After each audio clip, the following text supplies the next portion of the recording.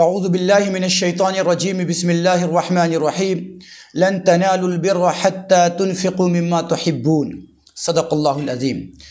آج چوتھے پارے کی تفسیر کا خلاصہ انشاءاللہ پیش کیا جائے گا، جس میں مختلف ٹاپکس ہیں، اور الحمدللہ آج کا خلاصہ بہت خاص ہوگا، جس میں ہم ان ٹاپک پہ بات کریں گے کہ ایک بندہ اللہ کا محبوب کب بن سکتا ہے، اللہ کا پیارا اور محبوب بننے کے لیے اسے کیا کرنا پڑتا ہے۔ ایسے ہی اللہ تبارک و تعالیٰ نے خانہ کعبہ کی کیا خصوصیتیں رکھی ہیں، ایسے ہی اللہ تبارک و تعالیٰ نے اس امت کو کیا فضیلت سے نواز رکھا ہے۔ اس کے ساتھ ساتھ اسلام کی وہ خاص جنگ جس میں نبی اکرم صلی اللہ علیہ وسلم کے دندان مبارک شہید ہوئے، آپ صلی اللہ علیہ وسلم کے گال مبارک پہ خود کی کڑی چبھ گئی اور خون گرنے لگا، یہ اس کا پورا پس منظر کیا ہے، انشاءاللہ ہم اس پر بات چیت کریں گے۔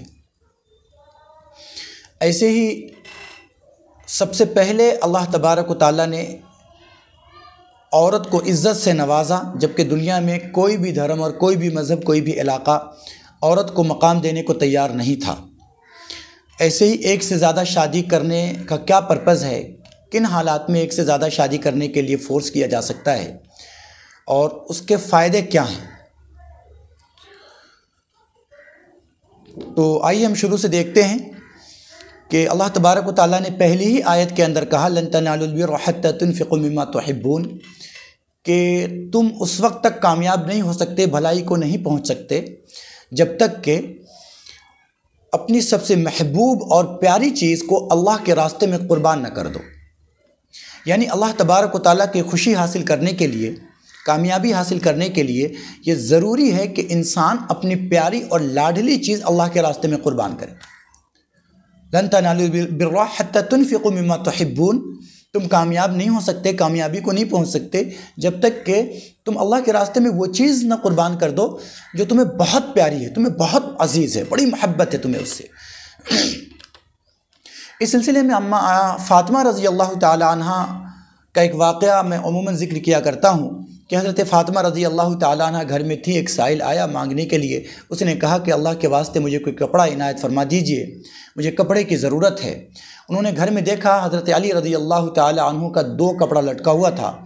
تو عام طور پہ جیسا ہوتا ہے کہ آدمی جو تھوڑا کمزور کپڑا ہوتا ہے، تھوڑا پرانا ہوتا ہے لیکن پہننے کے لائق، استعمال کے لائق ہوتا ہے، تو وہ کپڑا اٹھا کر کسی کو صدقہ دے دیتا ہے، یہ اچھی بات ہے، دے دینا چاہیے۔ تو حضرت فاطمہ رضی اللہ تعالیٰ عنہ نے بھی ویسے ہی کیا، انہوں نے کپڑا اٹھایا اور دینے کے لیے سائل کو گئیں، لیکن جیسے ہی دینا چاہا پھر خیال آیا کہ اللہ تبارک و تعالیٰ کہتا ہے لن تنالوا البر حتى تنفقوا مما تحبون، کہ تم اس وقت تک کامیاب نہیں ہو سکتے جب تک کہ اپنی پیاری اور محبوب چیز کو اللہ کے راستے میں قربان نہ کر دو۔ تو فوراً انہوں نے اس کپڑے کو واپس کر لیا اور جا کر لٹکا دیا، رکھ دیا، اور وہ جو نیا کپڑا تھا جس سے زیادہ محبت انسان کو ہوتی ہے وہ لا کر سائل کو دے دیا۔ ایک بزرگ کا واقعہ لکھا ہے کہ ان کے پاس ایک آدمی آیا، سوچا کہ ان سے میں بیعت ہو جاؤں گا، ان کے پاس اپنی اصلاح کروں گا، تو اس کے دماغ میں تھا کہ شاید خوب کرامت وغیرہ کا ظہور ہوتا ہوگا۔ تو اس نے دیکھا کہ ایک سیدھا سادہ آدمی ہے، لوگوں کو کہتا ہے نماز پڑھو، روزہ رکھو، تسبیحات کرو، گناہوں سے بچو، تو اس کو لگا کہ یہ تو ہمارے جیسا کوئی آدمی ہے، یہ کوئی اللہ والا تھوڑی ہے۔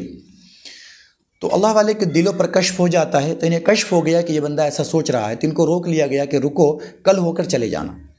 وہ بڑی مشکل سے رات رک گیا، لیکن رات میں رکتے ہوئے اس نے کہا کہ میں فجر بعد فوراً چلا جاؤں گا، آپ سے ملاقات ہو یا نہ ہو تو مجھے کوئی نصیحت کر دیجیے۔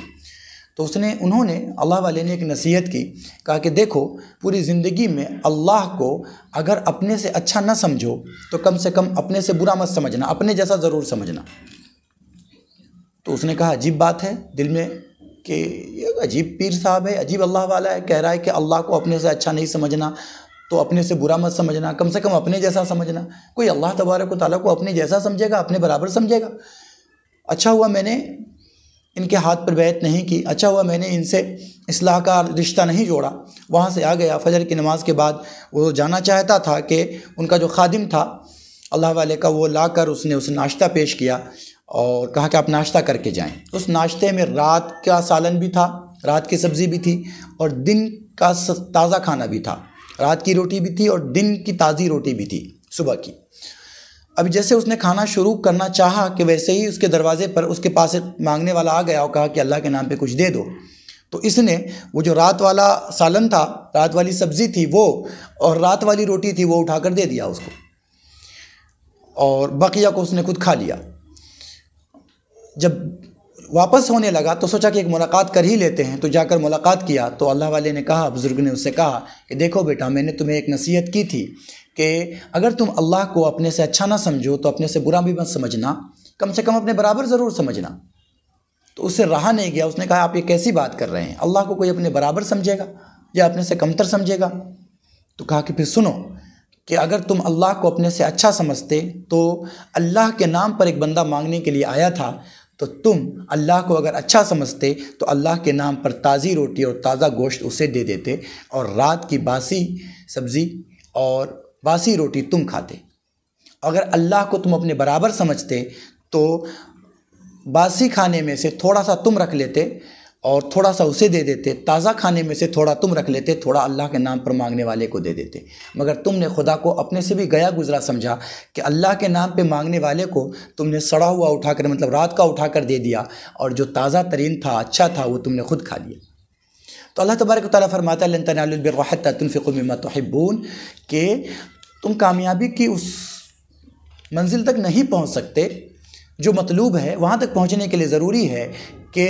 تم اپنی محبوب چیز اللہ کے راستے میں قربان کر دو. آگے اللہ تبارک و تعالیٰ نے کہا ہے کہ بیت اللہ کی خصوصیت بیان کی ہے کہ اللہ تبارک و تعالیٰ نے مکہ کے اندر جو خانہ کعبہ بنایا ہے اس کو برکتوں والا رکھا ہے، اور اس کو شعائر اسلام میں سے کہا ہے. من دخل کان آمنا، جو خانہ کعبہ میں داخل ہو گیا تو وہ امن والا ہو جاتا ہے. یعنی اگر کوئی کسی کو قتل کر کے خانہ کعبہ میں چلا جائے تو وہاں اس کو پکڑ کے قتل نہیں کیا جائے گا، اس کے باہر نکلنے کا انتظار کیا جائے گا. یہاں تک کہ خانہ کعبہ کے ایریا کے اندر جو حرم کا علاقہ ہے، اس علاقے کے اندر وہاں کے کسی شکار کو بھی شکار نہیں کر سکتے. مثلا کوئی چڑیا کا شکار نہیں کر سکتے، کسی جانور کا شکار نہیں کر سکتے. اللہ تبارک و تعالیٰ نے ممنوع کا قرار دیا ہے. من دخل کان آمنا، جو بندہ اس میں داخل ہو گیا وہ مامون ہو گیا، امن میں آ گیا، اللہ تبارک و تعالیٰ کی پناہ میں آ گیا. تو اللہ تبارک و تعالیٰ نے اس علاقے کو، حرم کے علاقے کو بہت امن والا بنایا ہے. آس پاس ڈکیتیاں، ہمیشہ زمانے جاہلیت میں بھی آس پاس ڈکیتیاں ہوتی رہی، لوٹ مار ہوتے رہے، مگر خانہ کعبہ کا علاقہ ہمیشہ سے محفوظ رہا ہے.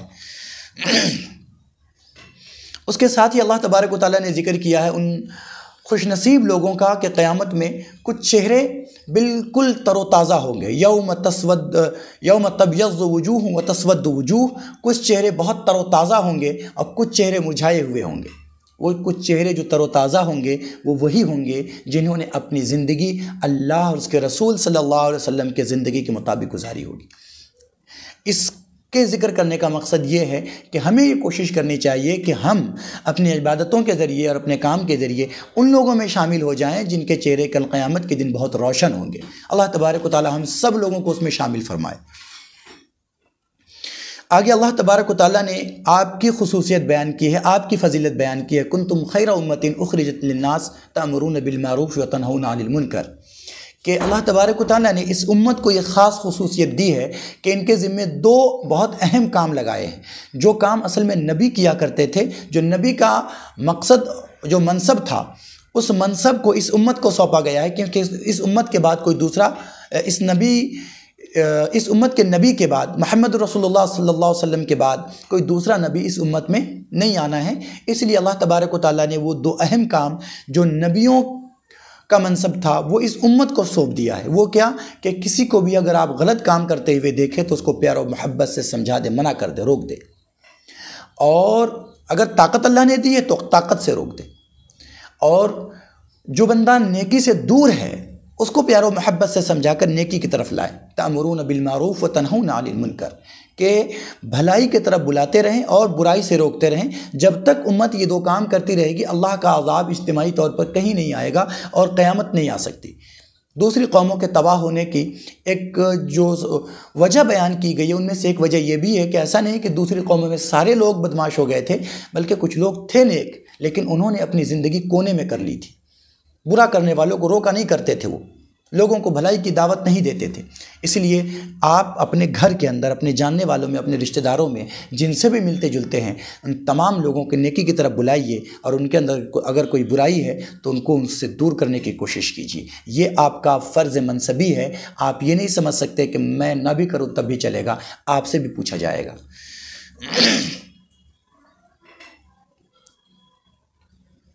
اگلی چیز اللہ تبارک و تعالیٰ نے کہا ہے کہ آپ کو دوستی کسی بھی اللہ کے نہ ماننے والے سے کرنے کی اجازت نہیں ہے، ایسی دوستی کہ دل کی بات اس کے سامنے رکھنا شروع کر دے۔ یعنی اہل ایمان کا راز اٹھا کر کسی غیر ایمان والے کو پہنچانے لگے، ایسی دوستی کرنے کی کسی سے اجازت نہیں ہے سوائے ایمان والے کی۔ اس لیے کہ اللہ تبارک و تعالیٰ نے دوسری جگہ پر کہا ہے، دوسرے پاروں کے اندر، کہ جو یہ کافر ہیں، جو اللہ کا انکار کرنے والے ہیں، ناپاک ہیں۔ ناپاک کا مطلب ان کے دل کے اندر کفر کی گندگی ہے، جسم کی بات نہیں کر رہے ہیں۔ تو جس کے دل میں کفر کی گندگی ہو اور جس کے دل میں ایمان کی روشنی ہو، یہ دونوں ایک جگہ کیسے جمع ہو سکتے ہیں؟ اور دوسری ایک سب سے خطرناک بات جو ہے، جس کی وجہ سے منع کیا گیا ہے، وہ یہ ہے کہ جس سے محبت ہو جاتی ہے دلی، اس کی بری چیز بھی اچھی لگتی ہے، اس کا ہر کام اچھا لگتا ہے۔ یعنی ہمارا بچہ ہے، اس سے دلی محبت ہے ہمیں، تو وہ اگر پاخانہ بھی کرے تو ہمیں برا نہیں لگتا، ہم خوش دلی کے ساتھ اسے دھو دیتے ہیں۔ تو اب اگر کسی غیر مسلم سے اہل ایمان کو دلی دوستی ہو جائے، وہ دلی دوستی کر لے، تو وہ جو غیر اللہ کی عبادت کرتا ہے، وہ عبادت بھی اس اہل ایمان کو بری نہیں لگے گی۔ اب اگر یہ اس کو برا نہ سمجھے تو اس کے ایمان کے بھی جانے کا خطرہ ہے۔ اس لیے کسی بھی غیر اللہ کی عبادت کرنے والے سے دلی دوستی کی اجازت نہیں ہے۔ آگے اللہ تبارک و تعالیٰ نے غزوات کا تذکرہ کیا ہے، یعنی جنگوں کا تذکرہ کیا ہے، اور اس میں جنگ احد کے بارے میں خاص طور سے تذکرہ کیا ہے۔ جنگ احد یہ 3 ہجری میں پیش آئی۔ نبی اکرم صلی اللہ علیہ وسلم کے ہاتھوں اور مسلمانوں کے ہاتھوں، چونکہ مکہ والے بہت بری طرح شکست کھا کر گئے تھے جنگ بدر میں، یہ انہیں برداشت نہیں ہو رہا تھا، تو وہ نبی اکرم صلی اللہ علیہ وسلم پر چڑھائی کرنے کی تیاری کر رہے تھے، اور پھر انہوں نے تیاری مکمل کر لی، اور مکمل کر کے سن 3 ہجری میں مدینہ منورہ کے لیے لشکر لے کر نکل پڑے۔ وہ جیسے ہی نکلے تو حضرت عباس رضی اللہ تعالیٰ عنہ وہی مکہ مکرمہ میں تھے۔ انہوں نے اپنا ایک خبر دینے والا تیز رفتار نبی اکرم صلی اللہ علیہ وسلم کی خدمت میں روانہ کیا۔ مدینہ منورہ سے مکہ مکرمہ کی دوری تقریباً 500 کلومیٹر ہے۔ 500 کلومیٹر کو حضرت عباس رضی اللہ تعالیٰ عنہ کا جو بھیجا ہوا پرسن تھا، اس نے تقریباً 3 دن میں طے کیا، اور نبی اکرم صلی اللہ علیہ وسلم کی خدمت میں آ کر یہ خبر دی کہ مکہ والے آپ پر چڑھائی کرنے والے ہیں، اور ایک بڑا لشکر تقریباً 3 سے 3.5 ہزار کا لشکر لے کر یہ لوگ آ رہے ہیں۔ حضور اکرم صلی اللہ علیہ وسلم نے صحابہ کرام کو جمع کر کے مشورہ کیا کیا کرنا چاہیے، تو بعض صحابہ نے مشورہ دیا کہ اللہ کے نبی، ہم مدینہ منورہ میں رہ کر لڑیں گے، یہ ہمارے لیے زیادہ آسانی ہوگی کیونکہ ہمارے پاس تعداد کم ہے۔ بعض صحابہ، نوجوان صحابہ جو جذبے سے بھرے ہوئے تھے، جو جنگ بدر میں شریک نہیں ہو سکے تھے، تو ان کے دل میں یہ خواہش تھی کہ ہم بھی کفار سے آمنے سامنے لڑیں، ہم بھی شہید ہوں، ہم بھی غازی کہلائیں، ہم بھی انہیں زخم دیں اور ہمارے جسموں پہ بھی زخم آئے۔ تو انہوں نے کہا اللہ کے نبی، ہم باہر نکل کے لڑیں گے، ایسا نہ ہو کہ کفار ہمیں ڈرا ہوا سمجھ جائیں۔ یہ بحثیں ہوتی رہی، جو جوان صحابہ تھے وہ زور لگاتے رہے، ریس کرتے رہے۔ نبی اکرم صلی اللہ علیہ وسلم اپنی جگہ سے اٹھے اور اپنے حجرے میں تشریف لے گئے، کمرے میں تشریف لے گئے۔ تھوڑی دیر کے بعد نبی اکرم صلی اللہ علیہ وسلم واپس تشریف لائے تو آپ صلی اللہ علیہ وسلم نے مکمل جنگی لباس پہن رکھا تھا۔ آپ صلی اللہ علیہ وسلم نے اوپر نیچے 2 زرہیں پہن رکھی تھی۔ زرہ وہ لوہے کا کوچ جو جنگی حالت میں پہنے جاتے ہیں، وہ آپ صلی اللہ علیہ وسلم نے 2 پہن رکھی تھی۔ ہاتھ میں تلوار تھی۔ وہ جو نوجوان صحابہ تھے، جو جذبے سے بھرے ہوئے صحابہ تھے، جنہوں نے باہر نکل کے لڑنے کا مشورہ دیا تھا، ان کو لگا کہ شاید ہماری بات کی وجہ سے نبی اکرم صلی اللہ علیہ وسلم کو تکلیف پہنچی، اور اس لیے حضور ہماری وجہ سے مجبوراً باہر جا کر لڑنے پر راضی ہوئے۔ تو کہنے لگے اللہ کے نبی، آپ کی جس میں مرضی ہو وہ کر لیں، ہم اس کے لیے راضی ہیں۔ اللہ کے نبی صلی اللہ علیہ وسلم نے بڑا خوبصورت جملہ ارشاد فرمایا جو عزم و ہمت سے بھرا ہوا تھا۔ حضور نے فرمایا کہ کسی نبی کے لیے یہ بات مناسب نہیں کہ وہ جب جنگی لباس پہن لے تو پھر بنا لڑے ہوئے وہ اتار دے، لہٰذا اب ہم باہر جا کر لڑیں۔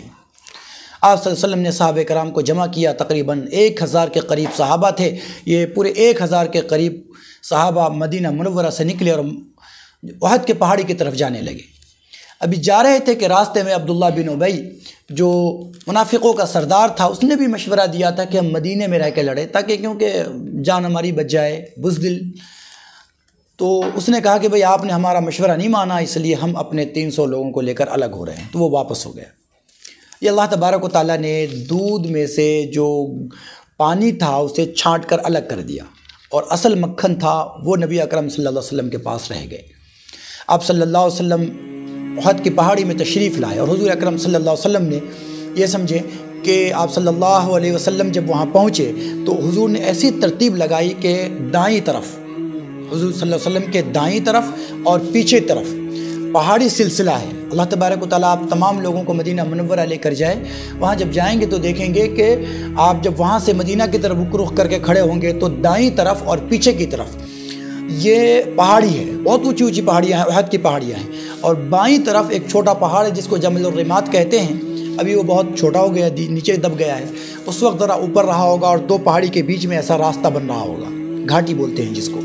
تو حضور اکرم صلی اللہ علیہ وسلم نے اپنی ترتیب ایسے لگائی کہ کافروں کی طرف منہ کر کے کھڑے ہوئے، یعنی مدینہ منورہ کی طرف منہ کر کے کھڑے ہوئے، اور اپنے پیچھے دو پہاڑیوں کو رکھا، یعنی دائیں طرف ایک پہاڑی ہے احد کا سلسلہ، اور پیچھے بھی احد کا سلسلہ ہے کہ کافر پیچھے سے پلٹ کر آ کر حملہ نہ کر سکیں۔ اور بائیں طرف چھوٹی پہاڑی تھی، اس پہاڑی کے بیچ میں جو شغاب بن رہا تھا، جو درہ بن رہا تھا، جو گھاٹی بن رہی تھی گزرنے کے لیے، تو حضرت عبداللہ بن زبیر رضی اللہ تعالیٰ عنہ کو نبی اکرم صلی اللہ علیہ وسلم نے 50 صحابہ کے ساتھ جو تیر چلانے میں ماہر تھے اس کو اس پہاڑی پہ ٹھہرا دیا، اور کہا کہ دیکھو ہمیں جیت ہو یا ہار، تم اپنی جگہ سے نہیں ہٹنا جب تک کہ میں تمہیں خود نہ بلا لوں۔ اور بخاری شریف کے اندر ہے کہ نبی اکرم صلی اللہ علیہ وسلم نے ارشاد فرمایا کہ چاہے ہمیں پرندے اچک لے جائیں، یعنی جنگوں سے پرندے آ کر ہمیں اچک لے جائیں تو بھی تم ہمیں بچانے کے لیے نہیں آنا جب تک کہ میں نہ بلاؤں۔ ہمیں جیت ہو یا ہار ہو، تمہیں ہر حال میں یہیں پر بنے ہوئے رہنا ہے۔ یہ نبی اکرم صلی اللہ علیہ وسلم کی ایک ایسی تدبیر تھی کہ گویا دو طرف تو پیچھے پہاڑ تھے جو پیچھے سے کافروں کے حملے سے محفوظ کیے ہوئے تھے، جس طرف سے میسرہ کی طرف سے بائیں کی طرف سے جو حملہ ہونے کا ڈر تھا، کیونکہ کافروں کے پاس تعداد زیادہ تھی، آدھے لوگ یا آدھا سے زیادہ لوگ حضور کو سامنے سے الجھا لیتے، مسلمانوں کو سامنے سے الجھا لیتے، اور کچھ لوگ پیچھے سے آ کر حملہ آور ہو جاتے۔ اس پیچھے کے راستے کو بند کرنے کے لیے گویا کہ 50 تیر اندازوں کا ایک پہاڑ کھڑا کر دیا تھا نبی اکرم صلی اللہ علیہ وسلم نے اس گھاٹی میں، اور پھر دونوں طرف سے صفیں لگی۔ جب صف لگ چکی تو نبی اکرم صلی اللہ علیہ وسلم نے سب کا دل بڑھایا، سب کا حوصلہ بڑھایا کہ سنو، تم اللہ کے راستے میں جہاد کرنے کے لیے آئے ہو، ان تصبروا وتتقوا، اگر تم صبر کرو، تمہیں اگر تکلیف پہنچے، زخم لگ جائے، اور اللہ کے لیے تم اس پر صبر کرو اور اللہ سے ڈرتے رہو، تو یقیناً کامیابی تمہارے لیے۔ تم اگر شہید ہوئے تو اللہ تبارک و تعالیٰ کے یہاں شہادت کا مرتبہ پاؤ گے، اور اگر تم نے کافروں کو ہزیمت سے دوچار کر دیا، کافروں کو قتل کیا، تو اللہ کی بارگاہ میں غازی کے لقب سے سرفراز کیے جاؤ گے، انعام سے نوازے جاؤ گے۔ لہذا اللہ کے لیے لڑنے کے لیے نکلے ہو، ثابت قدم رہنا۔ پھر نبی اکرم صلی اللہ علیہ وسلم نے پہلا موقع تھا، زندگی کا یہ پہلا موقع تھا کہ حضور اکرم صلی اللہ علیہ وسلم نے اپنی تلوار نیام سے باہر نکالی، اور اس کے بعد کہا کہ کون ہے جو نبی کی تلوار لے، اللہ اس کے رسول کی تلوار لے اور اس کا حق ادا کرے۔ بڑے بڑے صحابہ چاہتے تھے کہ وہ تلوار ہمیں مل جائے، مگر گھبراتے تھے کہ معلوم نہیں اللہ کے نبی کی تلوار ہے، اس کا حق ادا ہوگا یا نہیں ہوگا۔ حضرت زبیر رضی اللہ تعالیٰ عنہ آگے بڑھے کہ اللہ کے نبی یہ تلوار مجھے عطا فرما دیجیے۔ اللہ کے نبی صلی اللہ علیہ وسلم نے خاموشی اختیار کی، کچھ نہیں کہا، اور لوگوں پر دیکھتے رہے، صحابہ ایک دوسرے کو دیکھتے رہے۔ تھوڑی دیر کے بعد حضرت ابو دجانہ رضی اللہ تعالیٰ عنہ اٹھے اور آنے کے بعد کہا، اے اللہ کے نبی، اس تلوار کا حق کیا ہے؟ حضور نے فرمایا کہ اللہ کے نبی کی تلوار کا یہ حق ہے کہ یہ کافروں پر ٹوٹنے تک چلتی رہے، مڑنے تک چلتی رہے۔ حضرت ابو دجانہ نے کہا، اللہ کے نبی، یہ مجھے عطا فرمائیے اور میرے لیے دعا فرمائیے۔ اللہ کے نبی صلی اللہ علیہ وسلم نے وہ تلوار حضرت ابو دجانہ کو دے دی اور دعا فرمائی۔ حضرت ابو دجانہ رضی اللہ تعالیٰ عنہ نے اپنے پاس سے ایک لال پھیتا نکالا، لال کپڑا نکالا اور اپنی پیشانی پر باندھ لیا۔ اس کا مطلب تھا کہ سارے صحابہ سمجھ گئے، جو انصار مہاجرین صحابہ تھے وہ حضرت ابو دجانہ رضی اللہ تعالیٰ عنہ کی بہادری اور ان کی شجاعت سے واقف تھے اور ان کے مزاج سے واقف تھے۔ وہ سمجھ گئے کہ ابو دجانہ نے اب آر پار کرنے کا فیصلہ کر لیا ہے، اس لیے کہ جب کبھی ایسا موقع ہوتا کہ یا تو مرنا ہے یا مار دینا ہے، ان دونوں میں سے کوئی ایک فیصلہ ہوگا، تیسرا بیچ کا کوئی فیصلہ نہیں ہوگا۔ جب ابو دجانہ یہ فیصلہ کرتا ہے تو یہ لال پٹی اٹھا کر اپنے پیشانی پر باندھ لیتا ہے۔ حضرت ابو دجانہ نے وہ لال کپڑا اپنے پیشانی پر باندھا، گویا ایک انڈیکیٹر تھا کہ اب اللہ کے نبی صلی اللہ علیہ وسلم کی تلوار کا حق ادا ہوگا یا ابو دجانہ اللہ کے راستے میں شہید ہو۔ وہ تلوار لے کر حضرت ابو دجانہ رضی اللہ تعالیٰ عنہ اکڑتے ہوئے کفار کی طرف بڑھنے لگے، صف کی طرف بڑھنے لگے۔ اللہ کے نبی صلی اللہ علیہ وسلم نے ارشاد فرمایا کہ اللہ تبارک و تعالیٰ کو یہ اکڑ کی چال بالکل ناپسند ہے، مگر ایسے موقع پر، یعنی جنگ کے موقع پر، بہادری کے موقع پر، جہاں پر بزدلی سے اللہ تبارک و تعالیٰ منع فرماتا ہے، وہاں پر اکڑ کر چلنا، سینہ اونچا کر کے چلنا، یہ اللہ تعالیٰ کو بہت محبوب ہے۔ اور پھر جنگ شروع ہوئی، دونوں طرف کی فوجیں آ کر آمنے سامنے کھڑی ہو گئی۔ آپ تصور کیجئے، ایک طرف 3000 کا لشکر ہے جو لوہے میں ڈوبا ہوا ہے، گھوڑوں پہ سوار ہے، گھوڑ سواروں کا دستہ ہے، دوسری طرف محمد رسول اللہ صلی اللہ علیہ وسلم کے پاس بڑی مشکل سے 700 صحابہ ہیں، کسی کے پاس تلوار ہے تو ٹھیک سے ڈھال نہیں، ڈھال ہے تو تلوار نہیں، کسی کے پاس نیزہ ہے تو تلوار نہیں، ڈھال نہیں، صرف 2 گھوڑے ہیں مسلمانوں کے پاس لڑنے کے لیے، جبکہ ان کے پاس لڑنے کے لیے پورے گھوڑے کا ایک دستہ موجود ہے۔ مسلمان بے سر و سامانی کے عالم میں ہیں، آمنے سامنے دونوں فوجیں کھڑی ہوئی ہیں، اور اس کے بعد اس کی طرف سے ایک فرد نکلتا ہے جو کئی جنگیں لڑا ہوا ہے، جس کا نام طلحہ بن ابی طلحہ ہے۔ طلحہ بن ابی طلحہ آتا ہے، اپنے فوج کا، وہ کبش الکتیبہ کہا جاتا تھا، یعنی فوج کا مینڈا سمجھا جاتا تھا، فوج کا مینڈا کہا جاتا تھا اس کو، کہ وہ ایسا جنگجو ہے، ایسا بہادر ہے کہ کوئی اس کے سامنے ٹک نہیں سکتا۔ وہ میدان میں آیا اور مسلمانوں کو اس نے للکارنا شروع کیا کہ کوئی ہے بہادر، کوئی ہے سورما جو ہمارے مقابلے میں آئے۔ بڑے بڑے صحابہ ہچکچا رہے تھے اس کے مقابلے میں جانے کے لیے، اس لیے نہیں کہ ان کی جان چلی جائے گی، بلکہ اس لیے کہ خدا نخواستہ اگر میں اس سے شہید ہو گیا اور طلحہ غالب آ گیا تو مسلمانوں کی ہمت ٹوٹے گی، مسلمانوں کا بھرم ٹوٹے گا، ان کے دل کے اندر خوف بیٹھے گا، اور میری وجہ سے مسلمانوں کا ہمت ٹوٹے، مسلمانوں کی ہمت ٹوٹے، یہ بات مناسب نہیں ہے۔ لہٰذا حضرت زبیر رضی اللہ تعالیٰ عنہ نے جب دیکھا کہ کوئی آگے نہیں نکل رہا ہے تو حضرت زبیر رضی اللہ تعالیٰ عنہ لپک کر اٹھے، اور اٹھنے کے بعد نبی اکرم صلی اللہ علیہ وسلم سے اجازت لی اور تشریف لے گئے۔ اور پھر وہ جو طلحہ بن ابی طلحہ میدان میں منڈلا رہا تھا، حضرت زبیر رضی اللہ تعالیٰ عنہ نے پھرتی کے ساتھ جمپ لگا کر اس کے سواری پر پہنچ گئے اور اس کے گلے میں ہاتھ لگا کر وہاں سے اسے نیچے گرا دیا۔ اتنا بہادر، جو کئی جنگیں لڑا ہوا، جس کی بہادری اور جس کی شجاعت کی داد پوری دنیا والے دیا کرتے تھے، مکہ والے اور مدینہ والے جس کے بہادری سے گھبرایا کرتے تھے، حضرت زبیر رضی اللہ تعالیٰ عنہ نے اسے سواری سے نیچے گرا دیا۔ اب دونوں آپس میں گتھم گتھا تھے اور دھول اڑ رہا تھا، دونوں غبار کے اندر چھپ چکے تھے، کوئی نظر نہیں آتا تھا۔ اللہ کے نبی صلی اللہ علیہ وسلم دعا فرما رہے ہیں، اے اللہ زبیر کی مدد فرما، اے اللہ زبیر کی مدد فرما، اے اللہ زبیر کی مدد فرما۔ اور پھر دنیا والوں نے دیکھا کہ جب دھول دھیرے دھیرے چھٹی تو دیکھا کہ حضرت زبیر رضی اللہ تعالیٰ عنہ نے طلحہ بن ابی طلحہ کو زمین پہ پٹک کے مینڈے کی طرح ذبح کر دیا تھا۔ اللہ کے نبی صلی اللہ علیہ وسلم فرط خوشی میں، جذبات میں برداشت نہ کر سکے، زور سے تکبیر کا نعرہ بلند کیا، اور مسلمانوں نے بھی زور سے تکبیر کا نعرہ بلند کیا۔ اور پھر اس وقت محمد رسول اللہ صلی اللہ علیہ وسلم نے ایک جملہ ارشاد فرمایا، حضرت زبیر کو ایک انعام سے نوازا، کہا کہ ہر نبی کا ایک مددگار اور ایک حواری ہوتا ہے، میرا حواری اور میرا مددگار زبیر ہے۔ وہ لمحہ تھا کہ اللہ تبارک و تعالیٰ کی طرف سے حضرت زبیر رضی اللہ تعالیٰ عنہ کو محمد رسول اللہ صلی اللہ علیہ وسلم کے مددگار ہونے کا خطاب دیا جا رہا تھا۔ اور پھر جنگ شروع ہوئی،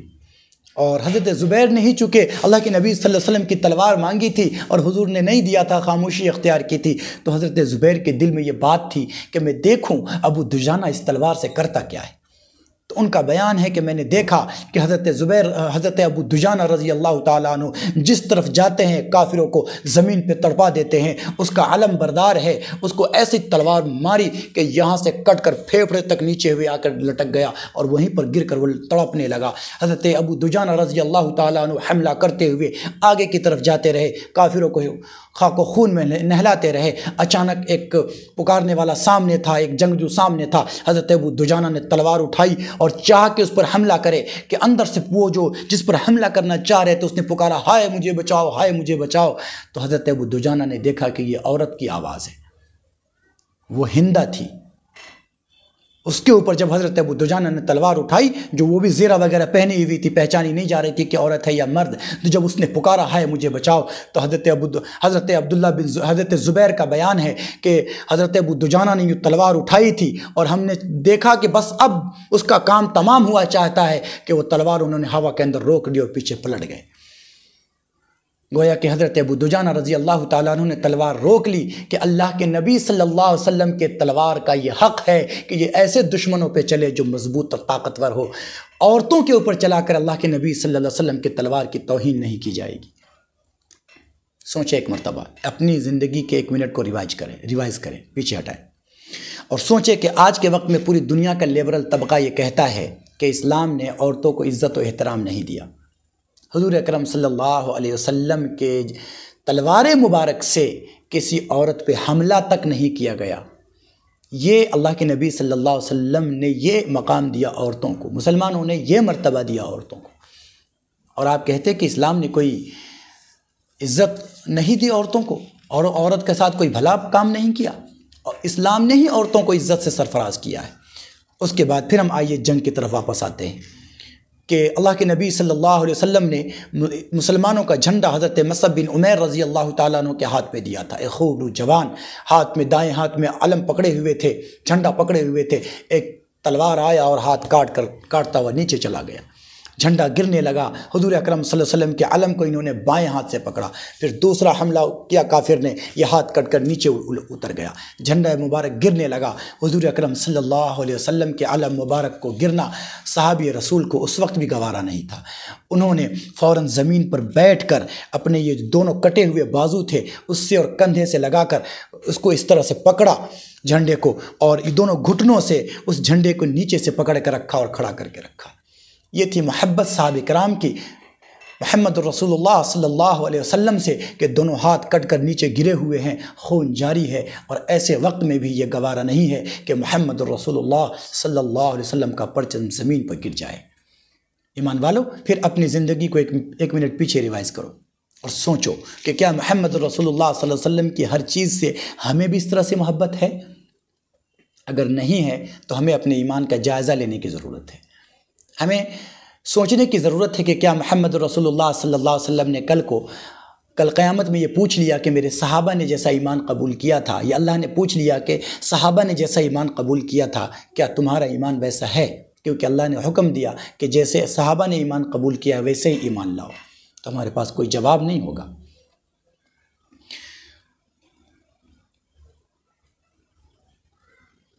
پھر نبی اکرم صلی اللہ علیہ وسلم اور آپ کے صحابہ اس شجاعت سے لڑے کہ کافروں کے قدم اکھڑ گئے، کافر بھاگنے لگے، مسلمان ان پر حملہ کرنے لگے۔ لیکن اس بیچ میں حضرت خالد بن ولید جو اس وقت کبھی ایمان نہیں لائے تھے، 3 مرتبہ اسی 2 پہاڑی کے بیچ سے مسلمانوں کے پیچھے آ کر حملہ کرنے کی کوشش کر چکے تھے۔ یہ 200 گھوڑ سواروں کا دستہ لیے ہوئے تھے حضرت خالد بن ولید جو ایمان نہیں لائے تھے، اور ان 200 لوگوں کو ان 50 لوگوں نے تیر اندازی کر کے واپس ہونے پر مجبور کر دیا تھا۔ جب کافروں کے قدم اکھڑ گئے، مسلمانوں کو تقریباً فتح مل چکی، یہ سب بھاگنے لگے، اپنے خیموں میں بھی نہیں ٹھہرے، وہاں سے بھی بھاگنے لگے اور مسلمان مال غنیمت جمع کرنے لگے۔ تو وہ جو 50 لوگ اوپر تھے انہوں نے کہا کہ اب جنگ ختم ہو چکی ہے، ہمیں بھی چل کر غنیمت جمع کر لینا چاہیے، مال غنیمت سمیٹ لینا چاہیے۔ حضرت عبداللہ بن جبیر نے منع کیا کہ نہیں، اللہ کے نبی نے ہمیں منع کیا ہے۔ انہوں نے کہا کہ حضور نے جنگ کے وقت کے لیے کہا تھا، ہمیشہ کے لیے تھوڑی کہا تھا، جنگ ختم ہو چکی، لہٰذا سارے کے سارے لوگ نیچے آ گئے اور 10 آدمی وہاں پر رہ گئے، حضرت عبداللہ بن جبیر اور آپ کے ساتھ 9 صحابہ اور خالد بن ولید جو ابھی تک پیچھے جا کر انتظار کر رہے تھے، ابھی تک انہوں نے جنگ میں ٹھیک سے حصہ نہیں لیا تھا، انہوں نے موقع خالی دیکھ کر پھر سے ادھر سے حملہ کیا اور یہ جو 9 لوگ 10 لوگ پہلے اوپر تیر اندازی کر رہے تھے، غصے میں جا کر پہلے اسے شہید کیا اور پھر نیچے اتر کر آئے محمد رسول اللہ صلی اللہ علیہ وسلم پر پیچھے سے حملہ کر دیا۔ یہ حملہ اتنا شدید تھا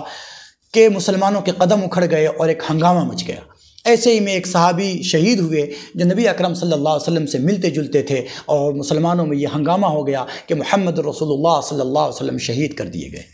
ایسے مسلمانوں کے اندر بالکل افراتفری مچ گئی، ہر آدمی بے تاب ہو گیا۔ کچھ لوگوں نے ہتھیار ڈال دیے کہ اب کیا ہوگا، سرکار مدینہ صلی اللہ علیہ وسلم نہ رہے۔ تمام مسلمانوں پہ پز مردگی چھا گئی۔ حضور اکرم صلی اللہ علیہ وسلم کے پاس کل 14 آدمی رہ گئے تھے، یا کچھ روایتوں کے مطابق 12 آدمی، یا کچھ روایتوں میں ہے کہ کبھی 11، کبھی 12، کبھی 14، اس طرح سے گھٹتے بڑھتے رہتے تھے۔ حضرت ابوبکر صدیق رضی اللہ تعالیٰ عنہ نبی اکرم صلی اللہ علیہ وسلم کے پاس ہے، حضرت علی رضی اللہ تعالیٰ عنہ کبھی ہیں اور پھر کبھی جھنڈا پکڑے ہوئے ہیں، حضرت عمر رضی اللہ تعالیٰ عنہ محمد رسول اللہ کے پاس ہے، حضرت ابو دجانہ نے جنگ سے سمٹ کر آ کر محمد رسول اللہ صلی اللہ علیہ وسلم کو بچانے کی ذمہ داری لے رکھی ہے، حضور کی حفاظت کی ذمہ داری لے رکھی ہے۔ حضرت طلحہ بن زبیر رضی اللہ تعالیٰ عنہ نبی اکرم صلی اللہ علیہ وسلم کے حفاظت کی ذمہ داری لیے ہوئے ہیں، اور پھر یہ 14 آدمی کا ٹولہ، یہ 14 آدمی کی چھوٹی سی نفری 200 لوگوں کے سامنے ایک ایسی دیوار بنی ہوئی ہے جو محمد رسول اللہ صلی اللہ علیہ وسلم تک ان 200 لوگوں کو آنے نہیں دیتی۔ اور پھر جب ان لوگوں نے دیکھا کافروں نے کہ اس طرح محمد رسول اللہ کو تکلیف نہیں پہنچایا جا سکتا، جو تیر ہم چلاتے ہیں صحابہ اسے اپنے پیٹھ پر لیتے ہیں، جو تلوار حضور اکرم صلی اللہ علیہ وسلم پر چلائی جاتی ہے صحابہ اس میں ڈھال نہیں تو اپنا ہاتھ لگا دیتے ہیں۔ سرکار مدینہ صلی اللہ علیہ وسلم کو جب ان لوگوں نے دیکھا کہ ایسے ہم تکلیف نہیں پہنچا سکتے، تو پھر ان لوگوں نے ایک تدبیر شروع کی۔ وہ تدبیر یہ تھی کہ 5-5، 8-8 کی ٹولی بنتی تھی ان کی، اور یکبارگی دوڑ کر نبی اکرم صلی اللہ علیہ وسلم کے قریب آنے کی کوشش کرتے تھے۔ اس وقت نبی اکرم صلی اللہ علیہ وسلم نے ایک جملہ ارشاد فرمایا۔ آپ صلی اللہ علیہ وسلم فرماتے تھے، کون ہے جو ان کو ہم سے دور رکھے اور جنت میں میرا ساتھی ہو؟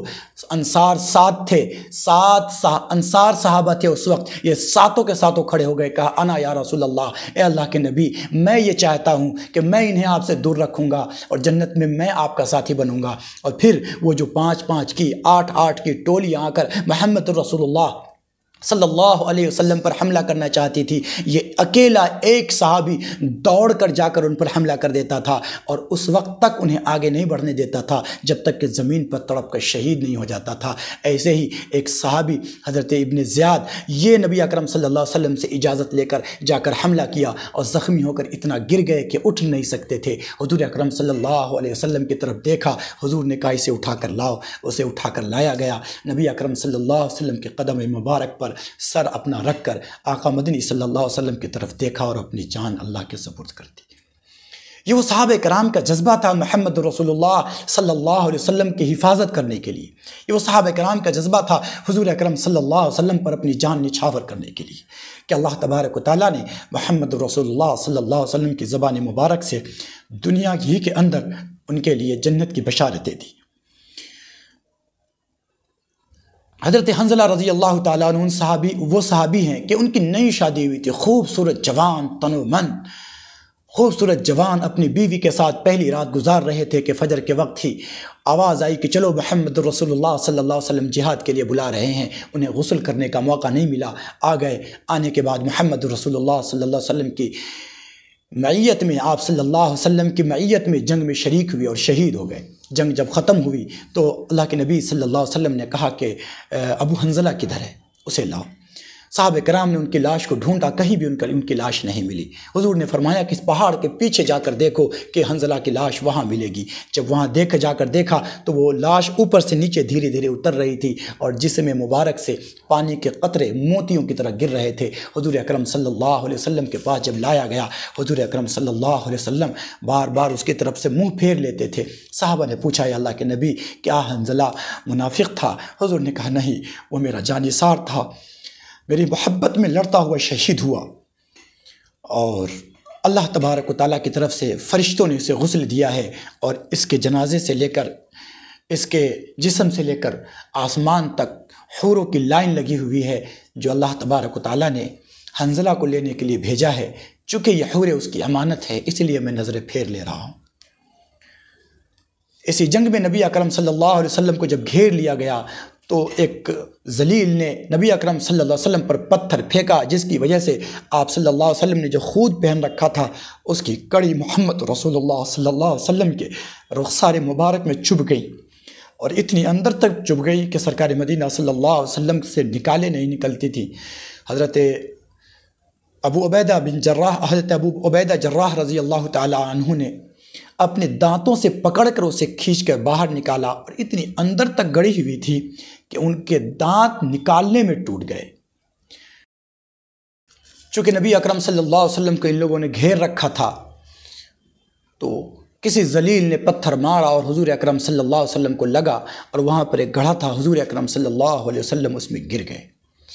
آپ صلی اللہ علیہ وسلم کے دندان مبارک شہید ہو چکے تھے، اس سے خون جاری تھا، رخسار مبارک پر خود کی کڑی چبھی ہوئی تھی، وہاں سے خون بہت بہہ رہا تھا۔ حضور اکرم صلی اللہ علیہ وسلم بہت نقاہت محسوس کر رہے تھے، لیکن اس کے باوجود مورخین نے لکھا ہے کہ جس وقت بڑے بڑے صحابہ کے قدم اکھڑ گئے تھے اور کافر پورے میدان میں دندناتے پھر رہے تھے، حضور اکرم صلی اللہ علیہ وسلم عزم و استقلال کا پہاڑ بنے میدان میں کھڑے تھے۔ حضور نے ایک قدم بھی کافروں کے ڈر سے پیچھے نہیں ہٹایا تھا۔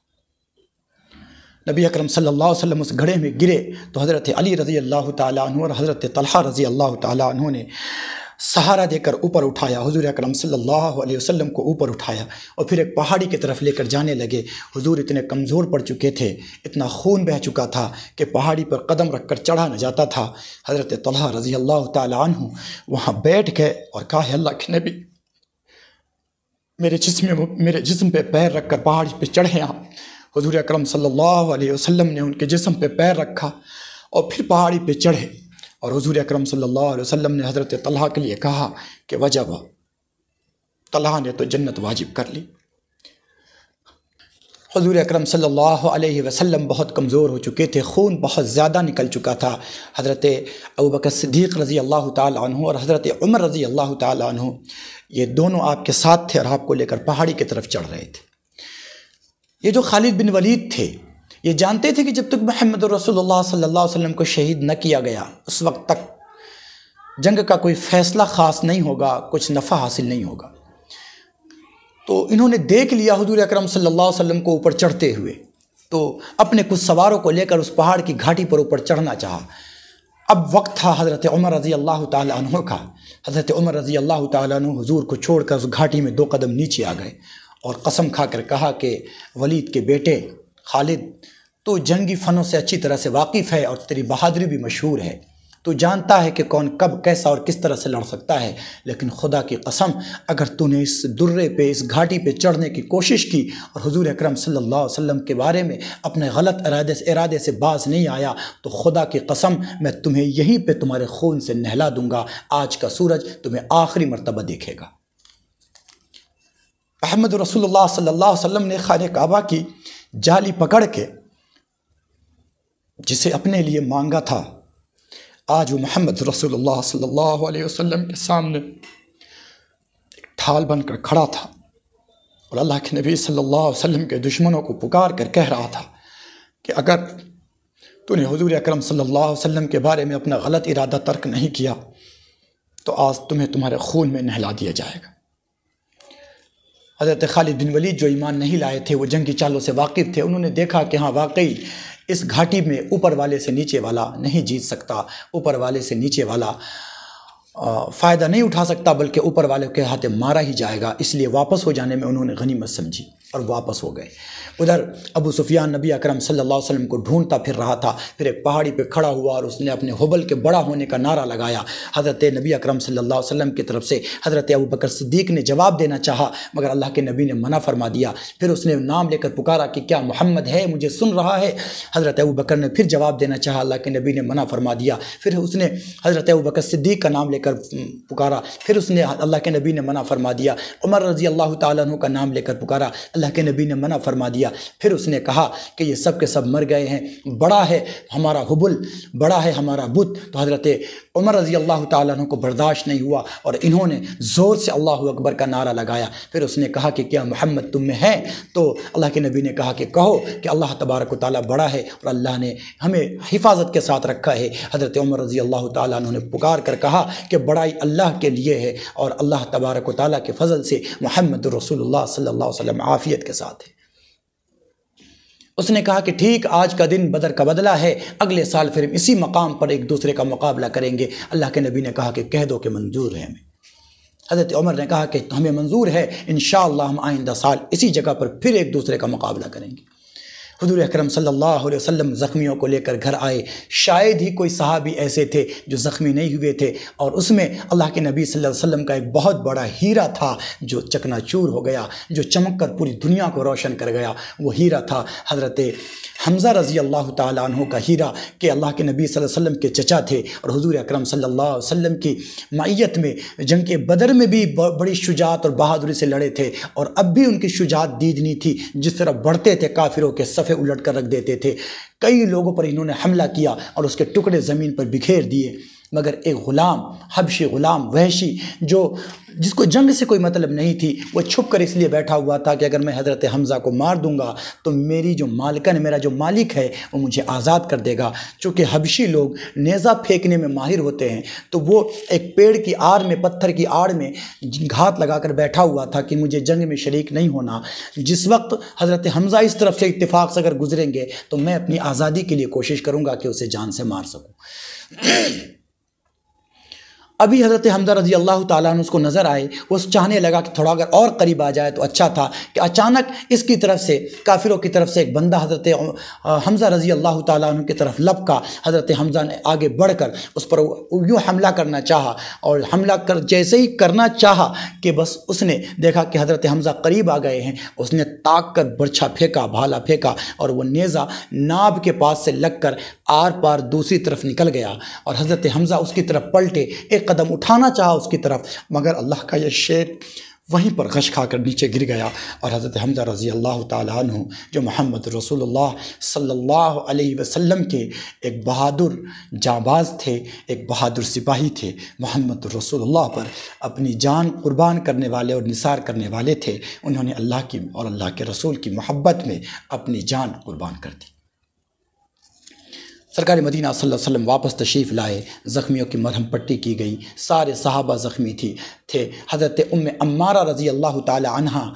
جو اس جنگ میں ایسی لڑی تھی کہ اللہ کے نبی صلی اللہ علیہ وسلم داد دیے بنا نہ رہ سکے۔ حضور اکرم صلی اللہ علیہ وسلم نے عمارہ کو بلوایا اور بلوا کر کہا کہ عمارہ بتاؤ کیا چاہتی ہو، جو مانگو اللہ تبارک و تعالیٰ عطا کر دے گا، کیونکہ آج پورا کا پورا میدان تمہارا تھا۔ تم جس طریقے سے بہادری اور جس طریقے سے شجاعت سے میری حفاظت کر رہی تھی، میں تم سے بہت خوش ہوں۔ تم آج جو مانگو اللہ تبارک و تعالیٰ سے، اللہ تبارک و تعالیٰ تمہیں ضرور عطا کرے گا۔ حضرت عمارہ نے کہا، اے اللہ کے نبی، ہمیں کچھ نہیں چاہیے، ہمارے لیے دعا کیجئے کہ اللہ تبارک و تعالیٰ کل جنت میں مجھے آپ کا پڑوسی بنائے۔ حضور اکرم صلی اللہ علیہ وسلم نے دعا فرمائی، اے اللہ عمارہ کو جنت میں میرا پڑوسی بنا دے۔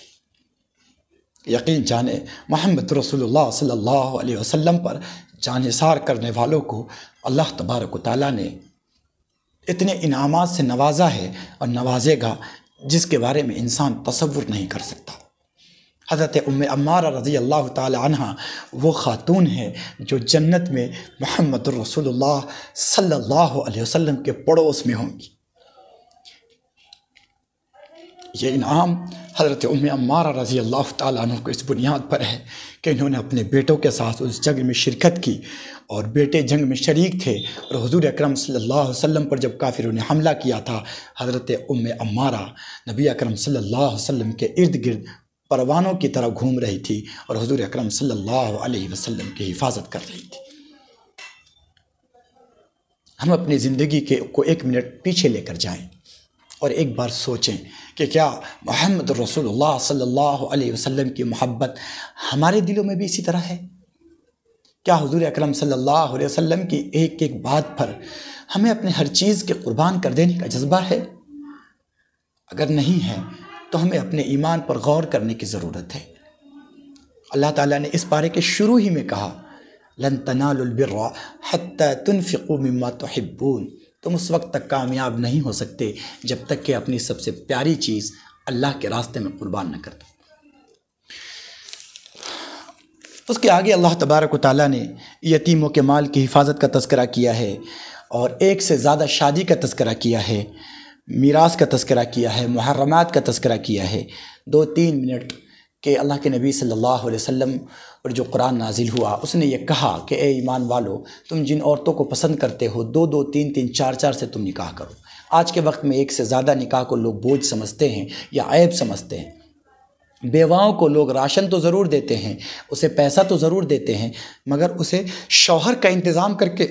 کے نہیں دیتے، اس کو کسی کے نکاح میں نہیں پہنچاتے۔ کسی کو مچھلی کھلائیے مت، اسے مچھلی پکڑنے کا فن سکھائیے، اس کے لیے مستقل ذریعہ لگائیے۔ تو بیوہ کے لیے بہترین راشن یہ ہے کہ اس کے لیے شوہر کا انتظام کر دیا جائے۔ تو یہ جو تعدد ازدواج ہے، ایک سے زیادہ شادیوں کا حکم ہے، یہ ان عورتوں کے لیے خاص طور سے سہارا ہے جن عورتوں کے شوہر مر چکے ہیں، یا جن عورتوں کو ان کے شوہروں نے طلاق دے دیا ہے۔ سوسائٹی اور معاشرے میں کوئی کوارا ان سے جلدی شادی کرنے کو تیار نہیں ہوتا۔ تو اب اگر ایک سے زیادہ شادی کا رواج مسلمانوں میں ہو تو ایسے وقت میں ان بہن اور بیٹیوں کی زندگی بہت آسان ہو جائے گی جن کے شوہر مر چکے ہیں یا جن کے شوہر نے ان کو طلاق دے دی۔ اس لیے ایک سے زیادہ شادی یہ عورتوں پر ظلم نہیں بلکہ عورتوں کے ساتھ خیر خواہی اور بھلائی ہے۔ اللہ تبارک و تعالی ہمیں اپنے احکام پر خوب شرح صدر کے ساتھ سمجھ کر عقیدت و محبت کے ساتھ عمل کرنے کی توفیق عطا فرمائے۔ Subscribe to Shakir Abidi Official.